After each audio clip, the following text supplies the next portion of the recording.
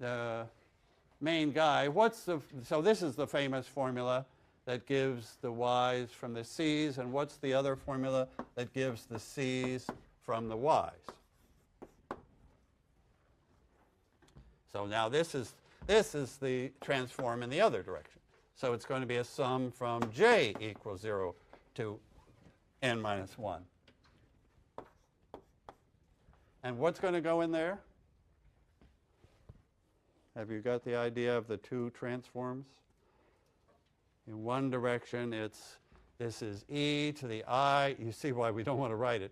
That number is e to the 2 pi I j k over n.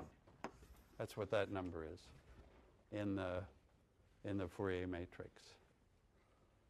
So you see, using W makes it much cleaner. Okay, what goes there? W bar. The complex conjugate, e to the minus all that stuff. W bar to the same power jk, and then I have to remember to divide by n somewhere. I can put it here, I can put it there, but I have the all ones vector has length squared equal to n, and I've got to divide by an n somewhere. Okay, those are the two formulas that many people would just remember. That for them, that's the discrete Fourier transform and the inverse, and maybe they would put the n over there. Probably that would be more common. I got started with the Fourier matrix with this side, and then the DFT matrix comes here, and I needed the n.